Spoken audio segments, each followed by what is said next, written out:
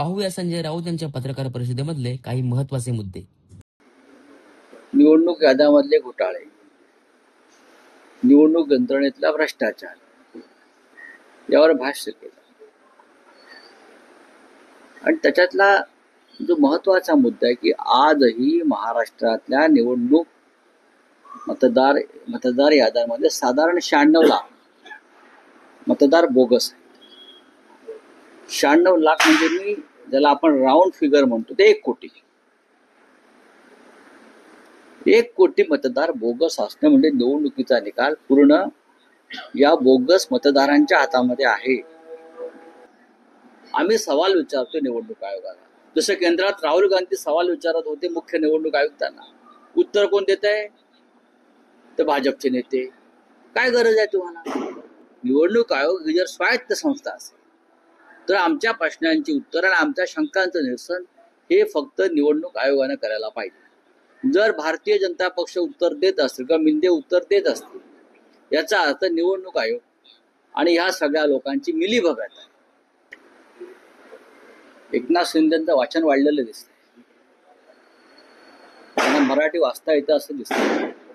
त्यांना जाऊन माझा प्रश्न विचारा आत्ता लगेच, भाऊबंदकी नाटकाचे लेखक कोण आहेत? त्याला विचारा भाऊबंदकी नाटकाचे लेखक कोण आहेत? हे नाटक कोणत्या साली आलं? हे नाटक आपण पाहिलं का? इतिहास काळामधली भाऊबंदकी नष्ट झाल्यावरती या राज्यात शिवशाही अवतरली. कृष्णाजी प्रभाकर खाडीलकर हे त्या नाटकाचे लेखक आणि त्यांनी भाऊबंदकीच्या माध्यमातून एक चित्र महाराष्ट्राला दाखवलं की भाऊबंदकी आहे तोपर्यंत हे राज्य आपलं होणार.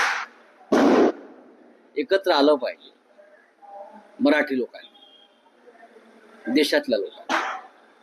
तेव्हा भाऊबंदकीचा जो संदेश आहे तो संदेश त्या बिंद्यानं अस्वस्थ करतोय.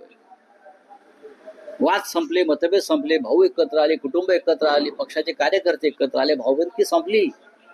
आता या राज्यावरती एकीचा सूर्य उगवला, महाराष्ट्रावर शिवशाहीचा सूर्य उगवतोय.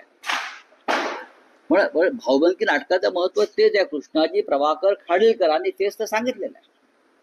नाटकाचं नाव चुकतायत ते, सारखं छातीत दुखतंय, सारखं छातीत दुखतंय. आणि एक माहिती आहे का, आज काय आहे? नरक चतुर्थी आहे. नरकासुराचा जन्म कुठे झाला? गुवाहाटीला झाला. नरकासुराचं मूळ स्थान गुवाहाटी. त्याच्यामुळे हे जे नरकासुर इकडले आहे, जे गुवाहाटीला जाऊन पूजा करतात त्या नरकासुरा, बरं का, तर त्यांचं हे बॉडी पेन होणारच त्यांना. आमचा विषय पोटात दुखण्याचं कारण नाही. आमच्या कोणाच्या पोटात छातीत काही दुखत नाही. आम्ही ठणठणीत तंदुरुस्त आहोत. पण आज त्यांची जयंती आहे. आज एकनाथ शिंदेची जयंती आहे. गुवाहाटीला त्यांना जावं लागेल कदाचित.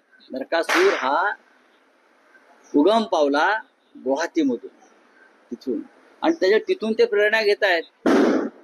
पण त्या नरकासुराचा अंत झाला आणि म्हणून आज आपण नरकासूर चिरडतो. करेक्ट? बरोबर ना? तसं या नरकासुराला, महाराष्ट्रातल्या या सगळ्या गद्दार नरकासुरांना चिरडलं जाईल. जनता या राज्याची पायाखाली चिरडून टाकेल.